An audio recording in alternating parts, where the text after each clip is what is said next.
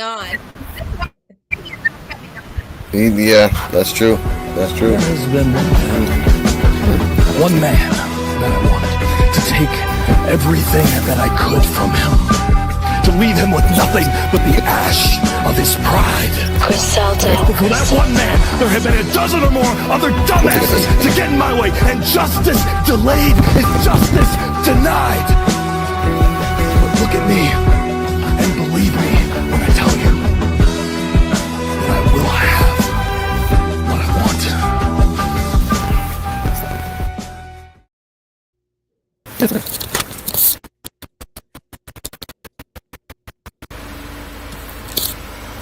Okay. All right.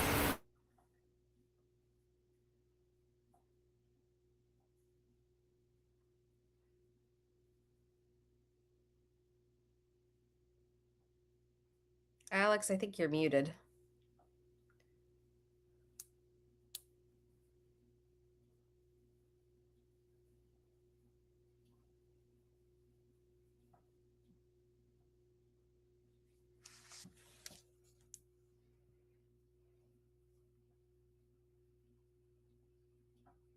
Oh, my audio's weird. Welcome, gentlemen, boys and girls, children, monsters of all ages, space, and time, to the WWE Evolve podcast, the number one WWE Evolve podcast in the world. I'm joined today by one of the 3 stars of co-host constellations, I call them, Shauna Retar. How are you, ma'am? I am good. Super excited. Enjoyed Evolve last night and excited to hit an indie show tomorrow night with some of the Evolve superstars. So super excited to see them in person, in action. Yes. Joined today from a star across galaxy, the Invisible Woman. Hello, I'm here. I'm just out of frame, but yes, I'll be here. There we go away again. All right, ladies and gentlemen, we don't have the star cast that we usually have. Coach, here these stars is having fun. UD is going to other places. CJ Wolf and Terrell are celebrating a birthday. Coach is probably sleeping. So tonight is a nice little redux version of the show. We'll talk about our comments, and there is a spoiler that once I rewatched Evolve again, we'll talk about a Pacific spoiler. We'll talk about that a little later. Gabe, you thought I didn't catch it. All right. We start the show off with Brooks Jensen having a cold open, talking about he's not scared. He's gonna fight. He's gonna fight the Nepo baby Holyfield, and he's from Bam Bam Bama. The video clips that they showed was him running away and then being scared all the time. So, Cardian, what are your thoughts on the cold open of Brooks Jensen before we get to the main event? Not spoiling anything, of course. Not much to say on it. I mean, I'll say my thoughts at the match, honestly. Okay, that's fine. Shauna? I really liked it. You know, it was fun to see the promo with Brooks, and like I loved it when he was like, "I've never run," and then he takes off and runs. I thought that was hysterical when they showed that. This is just kind of one of those, like, and I said it last week, like there was a great opportunity for them to be having their chase or whatever, and then Thatcher announced the match like in that moment, and then had these promos. But it was good to have Brooks kick it off for the promo, and then I was like, please, I can't wait to see what Elijah says afterwards. But it just cracked me up. My favorite part when he's like, I've never run from anything, and then he's running. But it was good. It was good to have that cold open. I'm kind of liking the promo they do, but I also wish they would go back to also here's what's happening tonight. So maybe because of this being the match. And I will say the other thing with the promo, the way it cut into with Rob and Blake was the way they were talking. All of a sudden it sounded like that was the first match up, and I was so confused. I was like, wait, what? This is first? So I think they need to fix how they introduce after that so it doesn't confuse. Because like, how is this not the main event? And then they're like, inner main event. And I was like, okay. So they got to fix how they're wording that. Yeah. There was some ADR. I think during a certain match with one person, I think the ADR did. But either way, we start to show off. I know it wasn't the women's match. I know it wasn't that match. It was the first match on the show. I forgot. Do you remember, Shauna, the first match? Yeah, hold on one second. It was, oh my gosh, I keep wanting to say Layla and Xena, but it wasn't. It was PJ and Laney. No, it wasn't. Thank you. PJ Vasa versus Laney Luck. PJ Vasa comes out with the spikes on it, little spike necklace and the got your issue thing. Laney Luck seems dazed and confused sometimes, but still has fun. This match, I rewatched it again, was based on power versus like opportunistic power. Laney was doing a lot of counter moves, a lot of Hurricane Ranas. I did like at one point where she was going to do a Hurricane Rana and PJ countered it into a power bomb. I did like that little sit down power bomb. But after, and Sloan was in the VIP section just sloaning it up, just talking blah blah blah blah blah. Talking crap about Laney.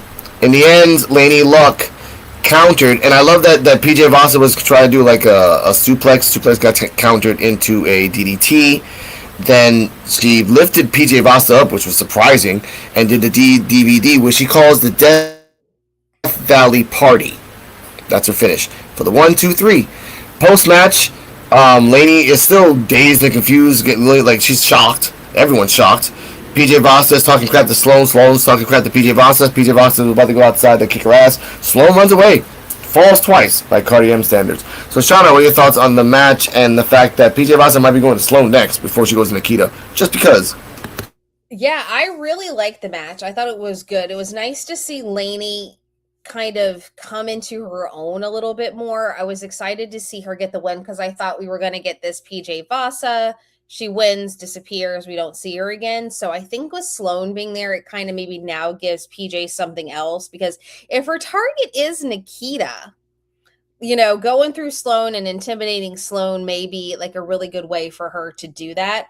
I think this puts Laney in light a little bit more on Evolve, because we know they'll mention she's the ID champion, but she doesn't have like any like oomph on the roster. So I think this is going to be really good to see her win so that they can actually maybe give a little bit more credence to her having the title on Evolve. So it should be really interesting. And I'm formulating if I can interview her my questions about the match to ask her tomorrow night. Please do. At least in commentary, they did say that she has the experience, the variance of like doing different moves. I respect that they still not once said that she's the ID champion. She still is during tapings or not. But again, that's one gripe that again I wish I could talk to Gabe and say, why? Like if you're doing 4 sister tapings, can you talk to the bookers and say, hey, are you going to change the thing in 4 weeks? No. Okay, can I say it? That's it. Doesn't hurt anybody. That is my goal. If I can't get interviews on camera with a few of the talents, that is my goal, to ask Laney definitively once and for all why we have never seen the ID titles actually on the show. Like, why is it they can get mentioned, but we actually do not see the titles? That is like my ultimate goal question tomorrow night if I don't get anything else.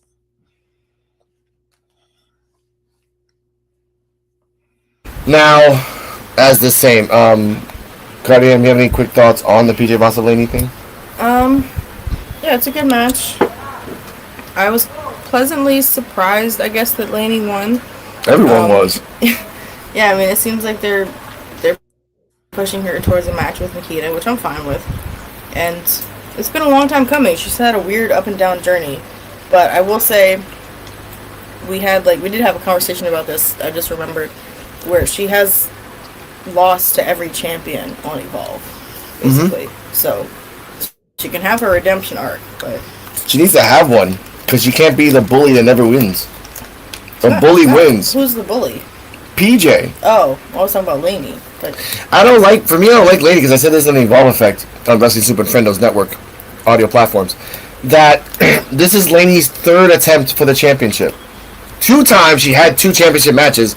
They were nefarious, but she still had them, and now it's the 3rd time, as we'll learn later on. It's fine. Blah blah blah. After that, I'm gonna kind of like wibbly wobbly time thing. After that, we go to a Harlem Lewis segment outside, not outside, in the ring. He talks about that he beat the Fatal 4-Way, that he is the Harlem Vines World Tour is happening. Harley Riggins comes out. He says that every person that he's beaten has smoked him, and he's gonna put his big rig in the championship. Harlem says, you talk a lot, let's do this. They beat the crap out of each other on the outside. Thatcher pushes him out. We find out later on that there will be a Fatal 4-Way men's and a Fatal 4-Way women's. From Harley Riggins and Harlem doing that, Harley Riggins has been inserted, which is Harley Riggins, Cutler James, Max Abrams, and the ferocious one, it's Gall. So, all that being said, Shauna, your thoughts on the Harlem Lewis promo, and we can combine the Fatal 4-Way Men, your thoughts on it, and your predictions. So, the Fatal 4-Way Men makes more sense than the women's, I will say that, because you do have people that have got these matches that can win them. I really like the promo because we all had kind of been wondering, like, who's going to be the first one to step up to Harlem? Who's it going to be? You know, how are they going to move his character? Is it going to be a heel? Is he going to be a heel because he's got, you know, a baby face going up against him? Is he going to be a kind of more baby face if he's got a heel? So I think this kind of puts it there. I'm leaning 50% to Harley, just because he was the first one to solo step up and getting. But the other 50% I'm not leaning on him is because of that same thing. Like, he could be like, I'm demanding this, I'm the number one contender, and then not get it to build that storyline moving forward. I don't see Max getting it at all. I really don't see Cutler because I just feel I just feel like he's in evolve to kind of develop him a little bit more in a character or something instead of just being there with Dark State. I would love to see It's Gall get it. I think would be super fun, and they're putting him on like such a baby face push. I think would be great. So I'm torn between. I have 50% Harley, 50% It's Gall for two different reasons. But I don't think Cutler or Max 100% are not getting it. I just kind of can see it going either way with the other two. I'm putting 100% on It's Gall. I don't care. I'm putting it out right now. I don't care. And I have the thing in my head how you can do it too. Cutler, being the Terminator of the Fatal 4-Way, does his vortex spin that he does, right? The helicopter spin. And as long as it's not It's Gall doing the one that's being spun, I can think that It's Gall can slide in, like someone distracts Cutler. He'll do the same thing he did in the last one. He slides in 1, 2, 3, and then becomes. Because again, I think Harlem's gonna be in the VIP section watching it with his blunts, and then he's gonna crap on Harley. Aaron's gonna be messing up Max, and then Cutler and It's Gall will be opportunistic. I believe it makes sense. But Cuddy thought on the Harlem Lewis promo, and out of the four men, who wins to fight Harlem Lewis? I'm going with It's Gall. Why? Well, I already kind of said it on the Evolve effect, but yeah, I wouldn't mind. Actually, now that I think about it, I wouldn't mind seeing him fight against Harlem Lewis. Mm-hmm. I don't know, I'm not saying he would win that match, but he's not quite there yet. But yeah, I like this winning streak he's been on. Okay.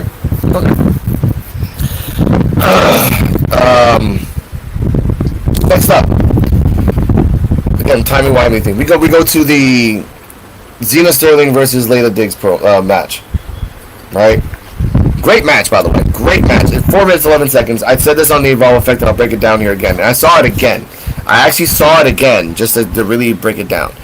Xena Sterling did a headlock to Layla Diggs. Layla Diggs did a split leg to go under Xena Sterling's leg and then turned it into a hook into a bulldog. At one point, Layla Diggs tried to do an arm drag to Xena. As she did the arm drag, Xena converted it into a headlock on the floor. That was really quite impressive. Layla goes to the outside, to the little jumps over the rope type of thing. They go back and forth. In the end, Xena, there was an exchange of pins. Layla does one set of pin. Xena counters that pin. Layla does another pin. Xena counters that pin, and at that point, she puts the leg on the ropes. It was 2-3. I was wrong. I was being exaggerative. So it was 2-3. Put the legs on the rope. 1, 2, 3. Post match, she slides out, winks at the camera multiple times, talks in Ukrainian. I love that Layla Diggs talking smack, but no one's like giving a crap. She talks to the ref and say, "Hey, he grabbed my tights," and he specifically said, "I didn't see that. I can't do anything." I was like, okay, at least you're being honest. So that's cool. Shauna, your thoughts on the match and the fact that Xena, and also we'll talk about, we'll say it right now, Xena, Skylar Ray, Ren Sinclair, and Lady Luck Fatal 4-way. Who wins? Predictions. So I really liked the match. It was nice to see Layla back, from her injury. So it was really exciting to see her. Excited for this match. I think the thing that I picked up on is that, Xena was saying she wanted these opportunities, and Thatcher's like, you've got to win. You've got to get these opportunities. So she kind of got the one a little nefariously, and she might be like, moving forward, be like, hey, it worked this time. Can I keep doing it? To chalk it up to the match. And then she can always go to Thatcher and be like, hey, look, I got this win. I got this win. And you have to wonder, will he see it that way? Or will he be like, yes, you've gotten wins to get more opportunities? I'm not sure why we really didn't see I can't remember. She didn't do the moonsault, did she? I can't remember if she did her moonsault at all, which I'm like, and I know she's using it as a finisher, but I'm thinking her first match back, she would have had that in there somewhere. But I can't remember. She was going to do the Booker T axe kick. No, she didn't. She didn't. She never went up to the top rope. Never, not once. Like she was doing the secondary finisher, where it's like the jumping Booker T axe kick to the back of the head. But Xena countered it, and then did the whole roller exchange thing. Yeah, that's what happened. Yeah, because I thought we would have seen that with her being her first match. That's what happened. Great match. Yeah, so I was expecting to see that because it's kind of what put her on the map. So I was like, oh, we're not getting that again. That haven't seen you in a while, haven't seen it. So I think that's going to be very interesting. I loved Xena yelling in Ukraine at the camera because you're like, what'd she just say? What's she yelling about? What's going on? But I will say the women's fatal 4-way just came out of nowhere. Like, it's like, how did we get here and why these people? Like, it just seemed very like, hey, we're doing it on the men's side because it makes sense. So let's do it over here on the women's side too. And we'll just throw the thing at the dartboard and see which talent it sticks at is kind of how it feels to me. I just feel like if it's going to be a contender match, if we're going to set these up, there should be more to it instead of just random, here you go, here's the people in the match. Samesies. And I'm happy that the thing is that bothers me now thinking about it. Layla Diggs had like a 4-winning streak, and Xena beats her one time, and then she gets in. Like it should have been Thatcher's like, okay, yeah, Xena's in the match, but Layla Diggs did have a big winning streak before this, so she should be inserted in the match as well, which would have pissed off Xena even more, creating more of the character. That would have been perfect. But again, Gabe thinks in his own ways, and I respect that. I asked Cardi, him if he was coming. Your thoughts on Layla Diggs versus Xena Sterling? Yes. Ooh. Hopefully you got the scoops. He was not going to be there. I asked Layla versus Xena won the way that she won. Okay. Yeah. Okay. No. Continue. No, I said I was hopeful he was going to enter because I was going to get a bunch of questions from all of us to ask him, but he's not going to be there. I sent him a message and asked. Damn. All right. Okay, well, you know what? We're gonna get those questions and put them on the group chat tomorrow. So we'll just have them just in case in the chamber. All right, I got you, Gabe. All right, Cardi. Okay, now my thoughts on Lady Luck versus. No, Layla versus. Oh, Xena. sorry, you tripped me up. Yes. Okay, Layla versus Xena. That's what it was. We saw it again. I mean, it was a great match. Yes, it was. The part where she did the split. Yeah. Yes, exactly. Also, I was like going for a Kim Possible joke with Xena Sterling, so that tripped me. She kind of does like Kim Possible. You did say that many times. You keep saying it over and over again. Like she does I like Kim wasn't the Possible. first one to say it. Yeah, I know. I know you wasn't the first, but it's kind of funny that she is. Oh, it is true. Continue. Yeah, no, that's. I mean, I don't know. The question is, will they keep up with this Layla Xena beef now, or is that over? No. What comes next? It should be smart that they continue it, because if they have a great match with those two, right? The smart thing is like, okay, these two have chemistry. It's working. Obviously, you don't want to do 5 matches straight like it's SmackDown Raw. So you got to find a way to bring them in again. The fact that Xena might have Layla Diggs come out at the match. Oh yeah. And like, no, bitch. That's why she. Bitch. There you go. That's again. Everyone has exology. But in the Fatal 4-way, who wins? Xena, Skylar, Ren, Laney, and they go after Nikita. Now, I say no. I say Laney no, because we're not going to have Laney Nikita part 2. Not where there's so many women in the roster, and the point of... Oh, yeah, Laney already did have a chance. Yes! There's too many women in the roster not to give someone a chance to get Nikita. Okay, it's not Raw. Give Ren a chance, even if she's not gonna. She's the speed champion. Well, let her do Sunday. it. Just get it out the way to say that they did it. In this set of tapings, it was actually smart not to bring it up. That was very smart not to say that she was a speed champion because, yeesh, the thing's on Sunday. But okay, all right. I don't want Leia to win. It sucks. You know what sucks? I love Evolve so much as an OG product, but knowing that the only OG is there is Xena. That's it. And I don't want Xena to win. Alright, fine, Ren. Fuck it. Ren, give Ren a chance. Ren. No, wait, no. This is just NXT 2.5. It is, but then she could say that. But if they're going for consistency, she could say that on NXT, like, she's pushing herself too hard.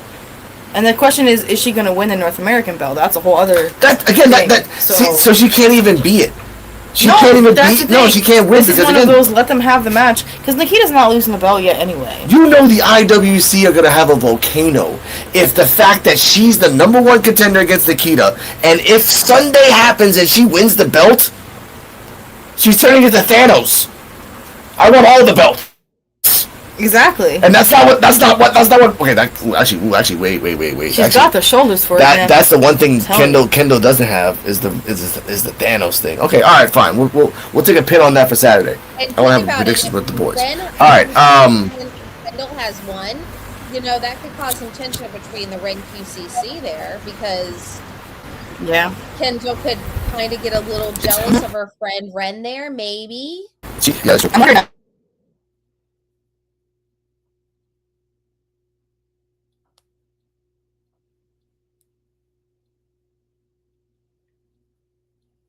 Oh no.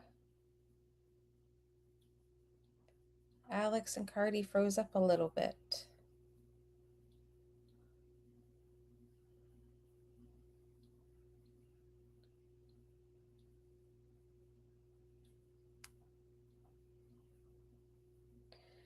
So yeah, I do think it was interesting on the combination of who they chose for this number one contenders. I think we should have had some matches to determine it or something because I think it really just seemed like, hey, we had the writing on the wall to fit for the men's, but for the women's, we really didn't have that writing on the wall. So it kind of felt like it got thrown in there to have something kind of match or go through with it. So I did find that to be very interesting as a choice and the people that are in there. So since we did lose Alex and Cardi, let's go back and really quickly talk about the Gianna Capri vignette that she did. Now, I was super excited to see this. I am a huge fan of Gianna Capri. If you go to my TikTok or my Instagram, you will see the interview I did with her at a WWID showcase. Super excited to kind of see more with her moving forward because we did get a little bit of that introduction from her a while ago, but she's kind of just been in the background. She's starting that. You're right. Up. Hey, yeah, you guys are. Hey, they're back. Sorry, first time in a while my internet kind of left me for a second. All right, that's okay. I was talking about what are you talking about? I was going on about Gianna's because I'm not going to like play by play, so I was going to Gianna's vignette just to talk about it. Okay. Okay. Cool. Yeah. Good with let's talk about that. Like Gianna Capri. What I can just rant about. No, thanks for holding down the fort. Thank you. Yeah, you're welcome. No, thank you. I appreciate that. Cardi, your thoughts on the Gianna Capri promo? It was cute. It kind of felt like they were. I did say repackaged, but I kind of meant or rebranding. But they're kind of reintroducing her. Like we've already seen her consistently, but they're kind of showing us more about who she is with this one. So I like it. I did have a theory though. What? Remember about Rizzo? Yeah. Adriana or whatever. Yeah. And the fact that her Italian accent disappeared after one episode of being on Evolve. Yeah. But then Gianna comes out with the most Italian thing ever. Say capricci. You capricci. So I'm wondering, is there not enough room for like two? Not obnoxious, but like Italian characters. I don't know. That's like we had like 4 of them on NXT, and they all like fizzled away. Luca Cristofino became a DJ, and then he left. And like I said it, like I want Rizzo's wrestling again, so I would like to see Rizzo versus Gianna Capri at Evolve. Yeah. Like they'd be really weird, but it'd be really cool. Yeah. Okay, well that's fine. I like her character, and with the Rizzo thing, like I'm not mad at it if she just decided to drop the accent. I'm just curious as to why, because I didn't notice it was there, and that was. Of course. So. I miss it too. I miss that sexy voice and like that. That's that. But I liked Jellica. She brought up Anya Rune. Didn't have to. Didn't need to, but did it anyway. You know what my theory on that is? Well, they're gonna make out at the end. Just hug each other. Like we love each other. I mean, not exactly, but no. My theory is that the woo power makes them hug it out. Hug it out, like If that happens, I mean, the power of that would be. No, cute. if that actually happens, would be cute. I mean, that would be cute, and then you send that to Sami Zayn and Kevin Owens. Like, hey, if we can do it, you guys can do it. We don't have 25 years, but like, you know. But yeah, my theory is that she has a crush on Anya Rune. Yes. And that's why, like, she's stuck in her head, even though she really doesn't have to be. That's all I'll say on that. Anya need magic power, but okay. Elijah Holyfield promo in the back with the lighting, really beautiful lighting, purple and black and white, like so many things. He says that he's a beat, get an ass whipping to Brooks Jensen. That he's trying to fight him. You've been ducking me, but now you can't run away from me anymore. Cardi, have your thoughts on that promo? Elijah Holyfield, no oil, just being him. Yeah, again, I'm like, I don't know. I don't have much to say on it. Like, I feel like last week, or the one with, where he was in the elevator and that whole thing, that was comedic highlight of the whole thing. I'm serious, that's fine. But I don't know. The match itself was the highlight of between them two this episode. Okay. Like the promos, I don't know, maybe I just wasn't paying attention, but yeah.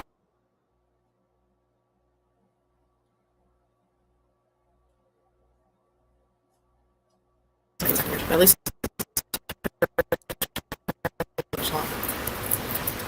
yes.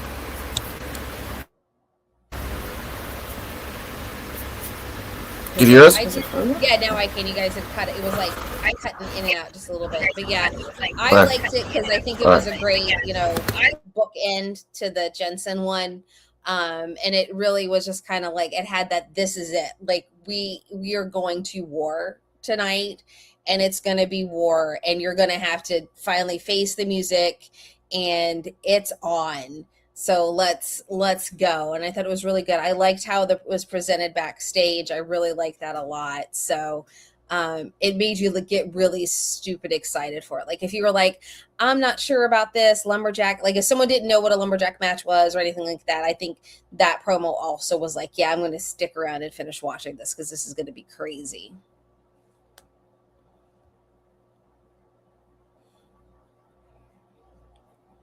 Versus Starboy Hall.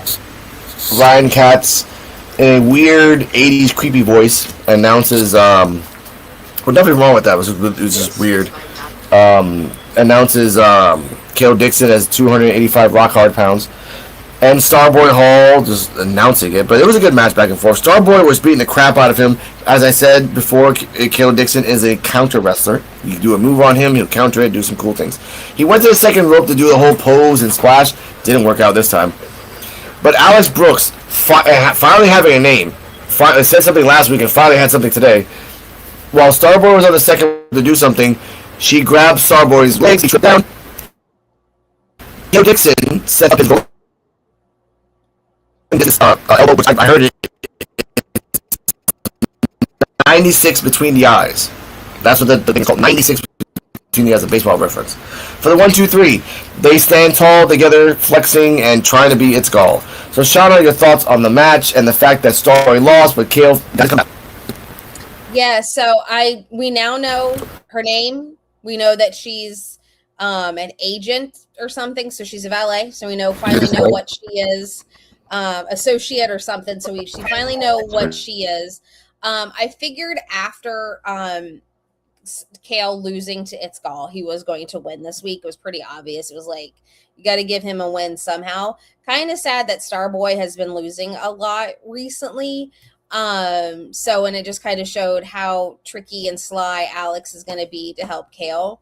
I think I was more interested in what happened with Cappuccino and Starboy after, because we all thought he was going to turn heel on Starboy. Then they ended up, air guitaring together. And then he came out in this amazing 70s plaid jacket that I was just like, oh my gosh, that is pure vintage. And I am in love with that look. And then later on, he had a different look. But I think it was really interesting because you're like, he was there to console Starboy. So you're kind of like, what's going on, what's going to happen with those two moving forward. So we still know there's a storyline going there, but I enjoyed the match. It wasn't anything super crazy. It wasn't anything super amazing. When Starboy does some of his stuff, I'm just always in awe in what he does. So I just kind of want to see more of him on a positive side instead of taking these losses as of late. So hopefully the next time he gets a win in there. Okay, pardon me. I'm happy for that, but I will talk about that a little later in another episode. Let's talk about Vanta the Unknown before we get to the main event. We already did the Harlem Moose thing, so we have to talk about that in the big ring. Nah, whatever. Vanta the Unknown. She highlights every single character that was on the show, every person. She highlights Wendy Chu, and she says, she does a big argue push thing.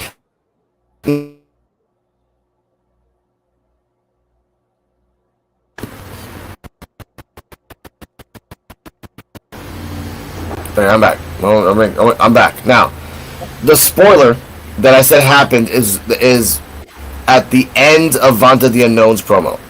Literally the end. At the end, it shows that she's standing in the ring, and people are clapping at her, and half the crowd is looking to the right, to the floor. So that means between this set of tapings, I'm thinking she's gonna debut and attack somebody. I believe that. So what are your thoughts, Shauna, and the fact that don't see it and you don't catch it? Your thoughts on that spoiler?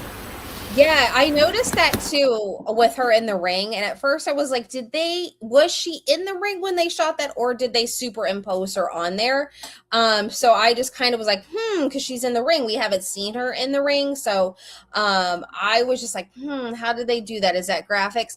I still say she's like the Watcher of Evolve. She just reminds me of the Watcher, as you would like, 'cause she's the one talking about all of them. I just really hope that when we do get her introduction, and I mentioned this earlier, she's not coming out with an intro. It's not, she has a match next week. She just shows up.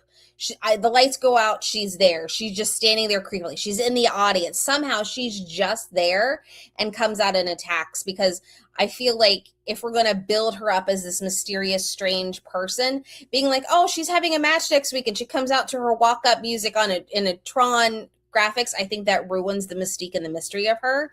I also hope we see her soon, because I just don't want everybody to be like, yeah, she's coming. Yeah, she's coming. And when she finally shows up, they're like, oh, there she is. So I enjoy the promos. I just can't wait to see what they do. And I just hope they do her introduction right. Now, like I said before, it might, like, the way that I watched this 3 times, and it wasn't like superimposed. Like, she was there. Like, they were clapping, and then she attacked somebody or somebodies.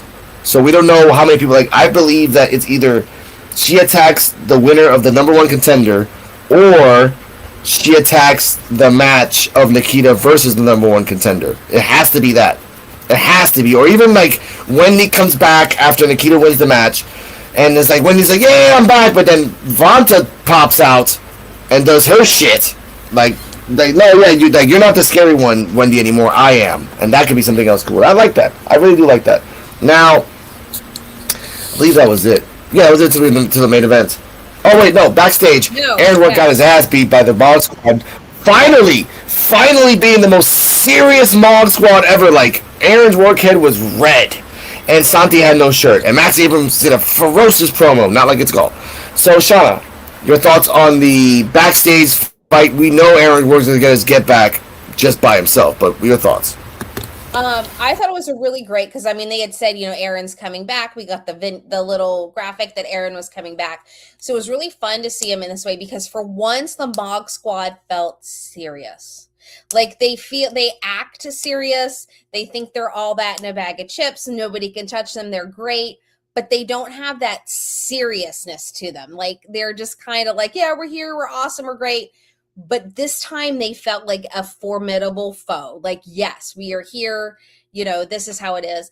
I am hoping that Aaron comes back and does something to Max to try to get revenge. I would love to, and I know they've toned Aaron down, so I know it's not going to happen, but I am still going to hold out hope that we get the evil gay Aaron Rourke to come back and attack them, even if it's for one night. I'm hopeful for it because I think that would be really great for people to see that side of Aaron. And I think that energy and that character can counteract the Mog Squad. And I really hope moving forward that this seriousness side of the Mog Squad is seen, and they're just not the goofy, aloof, you know, here we are mogging you. No, but they're actually coming out and trying to do damage. Oh my god, I'm gonna clip that shot of what you said. That was awesome. But Cuddy M, your thought on the Mog Squad? That was good. That was a good impression. What your thoughts on the Mog Squad attacking Aaron Rourke and the future of Aaron Rourke against the Mog Squad? Because they were serious there. Like CJ Valor was like a beast.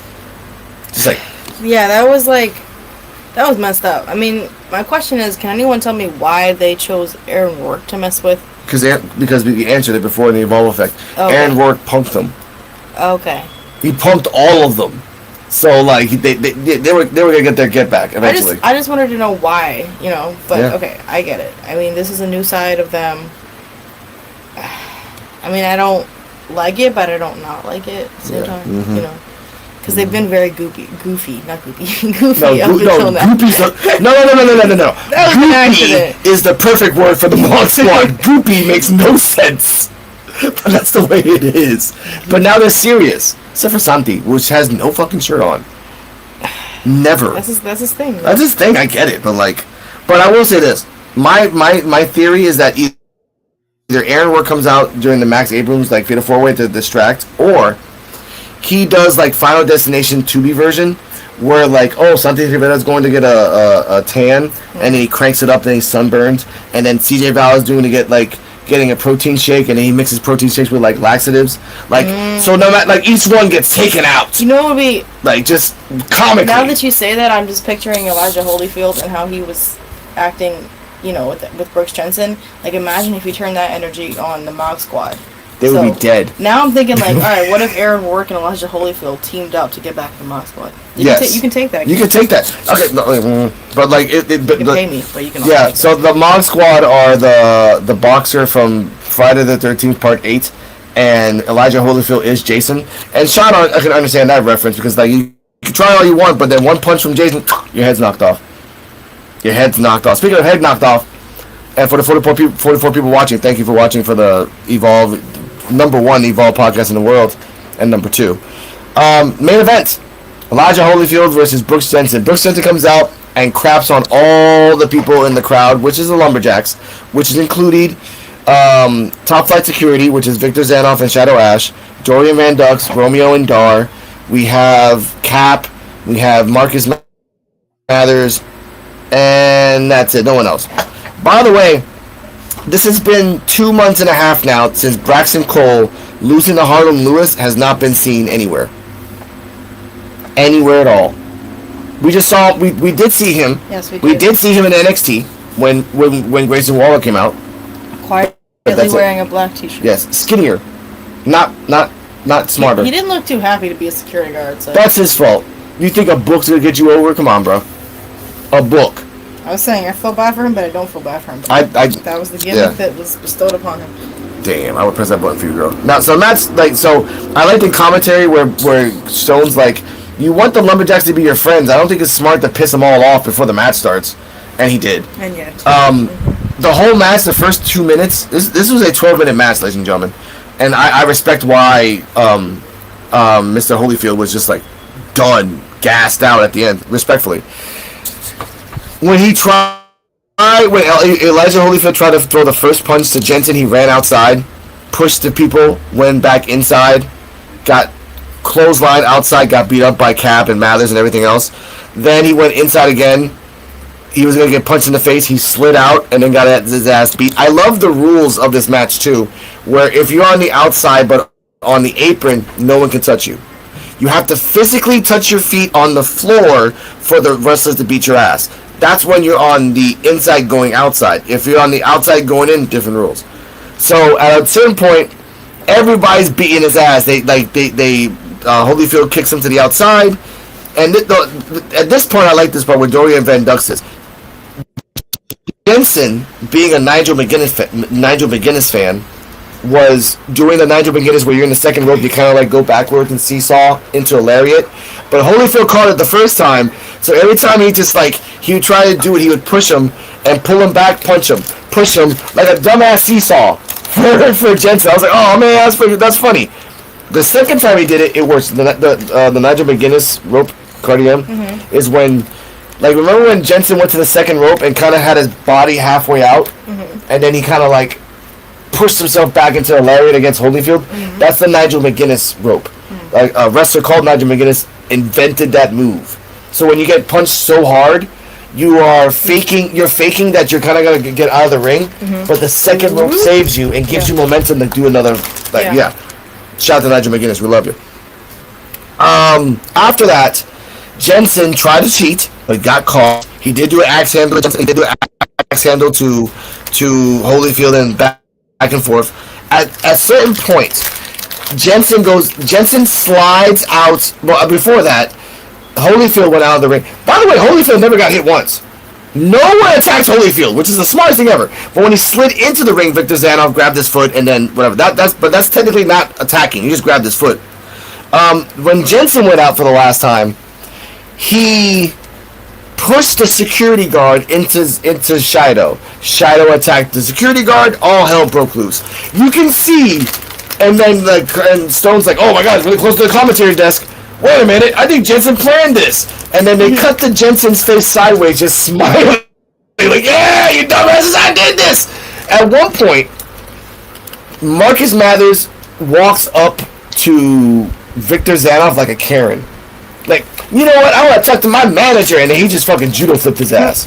Another point, Cappuccino Jones did the Cappuccino. You know what I mean? Cappuccino Jones does the Cappuccino shot, the espresso shot, right into Victor Zanoff's jaw, straight, and Zanoff just shook it like nothing, and then they start fighting, and that's when Jensen was smiling.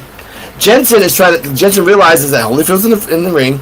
The Lumberjacks are not doing their job. I'm gonna get the hell out of here. Holloway pops out of nowhere, stops him.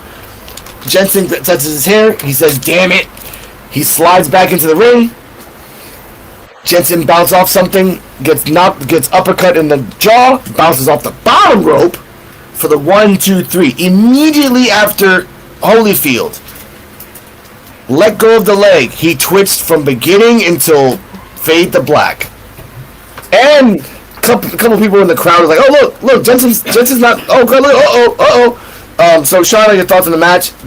This might be his final evolution, Holyfield, on his way to AAA. So your thoughts?" So I said this earlier. First time it's a lumberjack match in Evolve. Shows what they feel. No matter if you like Holyfield, you like Jensen, don't like them, for them to be the ones to do this, it's a huge honor for them on Evolve, and it shows, what their talent and their skill level is to be the ones to do it. So major props to them. Brooks Jensen, please change your outfit. I can't. I get where you're going for. I just can't. And I'm just like, please, someone in wardrobe, fix him. I still want Tristan Angels to come out and cut a promo on his clothes. He's cut one on Starboy wearing denim. I need to hear Tristan Angels just bash Brooks Jensen on his clothes. Would make my day for a year. I loved the match. I really was shocked that we didn't have more people around the ring, but also you're looking at space and not a whole lot. So I figured we would have seen more there. I thought it was great. You knew it was going to be a long match. I thought it was hysterical that everybody wanted a piece of Brooks Jensen when he got out of the ring. Nobody wanted a piece of Elijah. Because I think you could tell who the Lumberjacks were rooting for in that match. That it was, get in there, let's get this finished. You knew chaos was going to happen. The question wasn't what chaos, it was when it was going to happen. So seeing them all go crazy with each other on the ring, it gave you that moment of, okay, great, Brooks is going to get away. It's not going to end well. This is how it's going to get away. But that visual moment when he touches Sam Holloway's head, just the look, you could hear his internal monologue on his face, which was great to get the match. It was great to see Elijah get the win overall on the end of him. Is this the last we'll see of him, before he goes to AAA? Because Taker said he's mine, give him here. It's yet to be seen. I hope not. I hope we get to see him a little bit more. Maybe he'll do double duty, but thought it was a great match. I think we're going to see some other storylines built out of the chaos surrounding them with the Lumberjacks. So looking forward to see what happens. And now that Elijah's gone, you also have to wonder what's going to happen with Brooks. Is he going to go after Sam? Are they setting up him and Sam? If not, some of the other Lumberjacks. So I think it's going to be kind of fun to see what happens now. Thank you for bringing that up. Cardi, your thoughts on the Jensen versus Holyfield, the whole antics, the whole back seesaw thing, the punch, the chaos, the fact that Romeo Moreno almost hit the commentator's desk, but then messed up his neck all the way. Like, oh my god, my neck, because he just felt weird. Yeah, it seemed like when he fell, he was trying to save himself from hitting the commentator, so he kind of sold it. Yeah. Yeah. Didn't sell it. I don't really know what happened there. This match was entertaining. It was. I've never seen a lumberjack match before, but it was just funny. Cardi first time. To see Brooks Jensen in full scared baby mode, where he just kept trying to run away and dude, just own it. You got yourself. You're right though. In the beginning, before the bell even rang, he had the scared baby face, not a baby face, ladies and gentlemen, a scared face of a baby. Okay, because he was just oh my god. I was like, I even said it to you, the bell hasn't even rung yet. Calm down, man. It was the part where he's in the corner. Well, one of the many parts where he's trying to get out of the ring and nobody wants to let him. But the part where he's in the corner and Elijah is clipping him and cornering him. Yeah. I just kept thinking it would have been so funny if instead he kind of just leaped at him, just threw his entire body at Holyfield, and then Holyfield just picks him up and just slammed him. But it was a good match. That would have been good to see. But yeah, it was an A match. So, if this was Holyfield's last hurrah before AAA, are you satisfied? As a viewer of Evolve and the story of what it gave him. Yeah. I mean, I think we knew he wasn't going to be on Evolve for a very long time because he's just dominating. Yeah. I think they gave him a solid storyline and he got a win on the way up. So if this is the end of him on Evolve, then I respect that. Okay. And what is the projected future for Jensen? Because now Jensen can go out like Shauna said, he can go after Holloway, he can go after Mathers, Cap. Starboy. I mean, he made fun of Starboy before. More a question of who wants to go after Brooks Jensen. That doesn't happen. They don't have. You think Holyfield wanted that choice? No, he just happened. Well, any one of the people that was standing outside the ring could be like, you know what? I don't like the way that Brooks Jensen was acting. I'm gonna fight him, and then that's. I guess. Or that would be everybody. You know what? Brooks Jensen, you need to atone for your behavior, so fight everybody on the roster. Congratulations. Which is sad because you saw everybody on the roster. There's only 7. Well. And I'll say it, Top Flight Security, Romeo and Dar, Dorian Van Dux, Cap and Mathers, and Holloway. That's it. We ain't got that many people involved. We got a cycle. Rourke, Rourke, and the Mob Squad. The Mob Squad are it's like a unit. You fight one, you have to fight all 4 of them in weird successions. Either way. All right, that's fine. But that was. And next week, ladies and gentlemen, as I like to call it, the Fatal 4-Way Fiesta. Fatal 4-Way for the women, Fatal 4-Way for the men. I believe there might be a Gianna Capri match next week, and I can guarantee in this set of tapings, this is tapings number 1 of 4, at the end of it, Vonta the Unknown's going to pop out and wreck some shit. So, Shauna, final thoughts of the show and predictions, just general predictions that you have in your head, and tell where they can find you.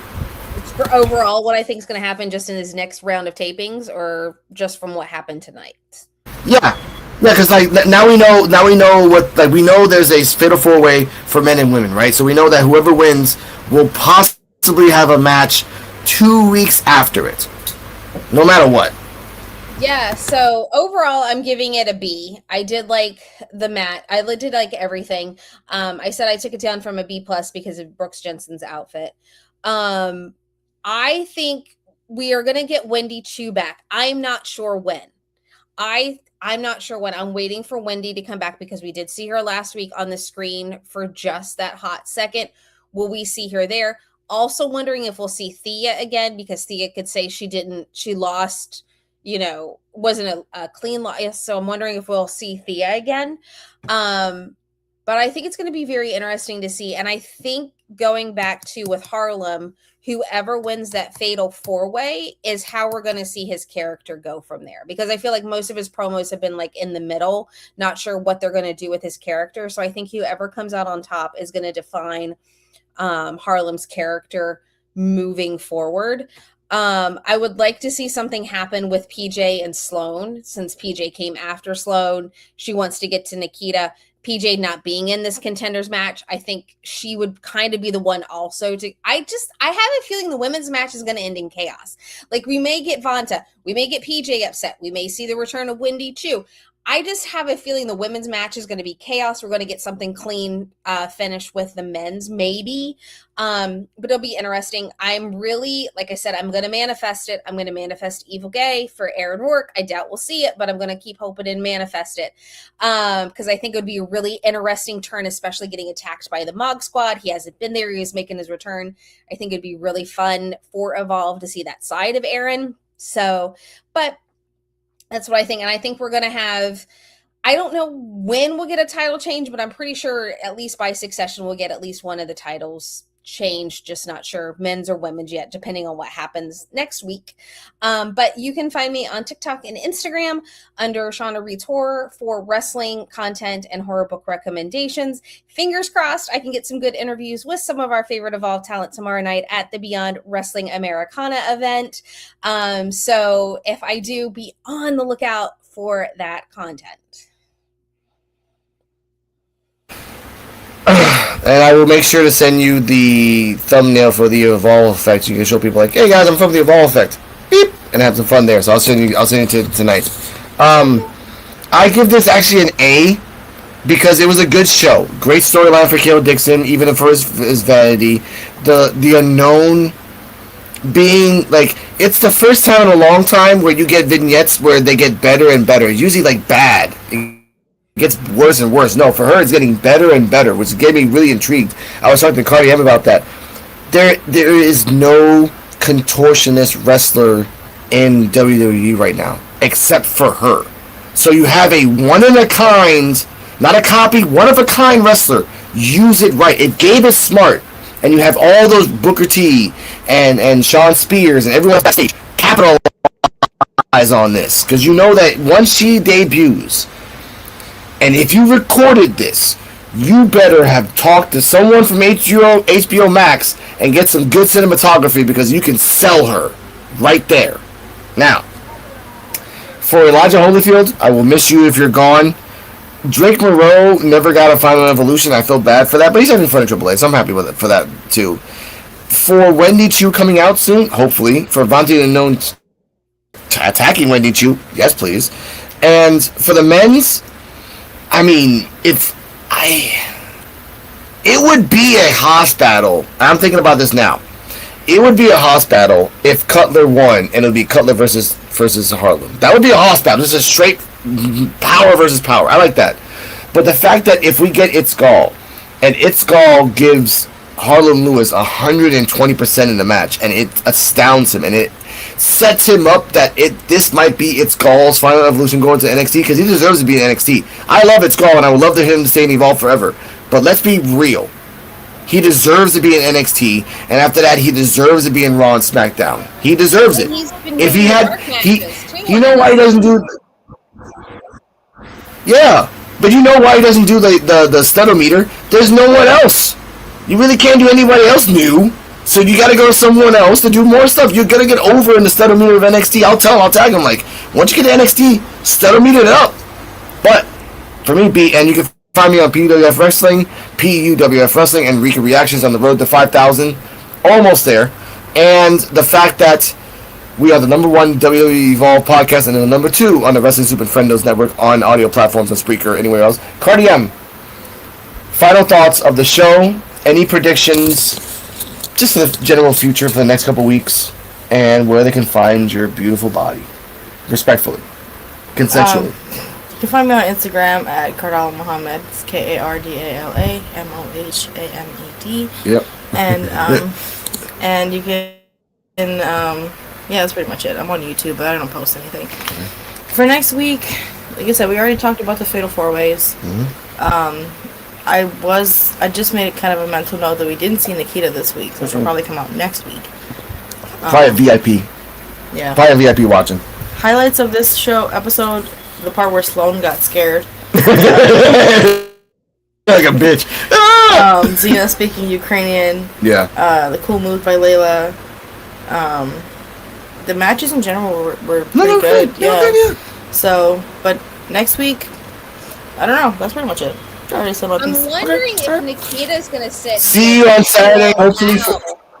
I'm questioning if Nikita is sitting in VIP next week, would she allow Sloan to sit with her? Sloan might be standing up, or in the outside part, like where the outside of the ring is, not sitting with her, but like where the barricade is. So if some shit goes down, she'll use Sloan as a human shield. Cause that's what Nikita's gonna use as a shield. Like, yo, you're a human. I'm not gonna tell you you're a human shield, but you're a human shield. Sorry. And no, cause like both Harlem's gonna be in the VIP, and Nikita's gonna be in the VIP. These are Fatal 4-Ways, and both champions respect and honor the fact that you're trying to go after a championship. I honestly Sage. I almost feel like Nikita could have been there to see this match, just out of curiosity. Like, okay, who's gonna win? I can study their moves. I can see who I'm gonna be up against. But maybe she didn't want to be there because Sloan was there. Just like, okay. Yeah. Why do you want to hang out with that? No, man. No offense to Sloan, but we're kayfabe. Oh, Sloan. Sorry. Like, no one wants to hang out with you. That's the storyline of your life. Sorry. But with that, we'll see you next week, ladies and gentlemen. Saturday might be a prediction of NXT Heatwave and Ola del Calor. So hopefully I got that going on. Stay healthy. Stay happy. Oh, God. Thank you for the Jedi Sports Media Network for giving us the chance. 50 viewers are watching us right now around the world. Thank you for that. Thank you. We'll see you next week. You may think of evolution as an upward process. Things evolve from primeval slime, up to single-cell organisms, up to intelligent life. De-evolution, of course, works the opposite way. Back to simpler form.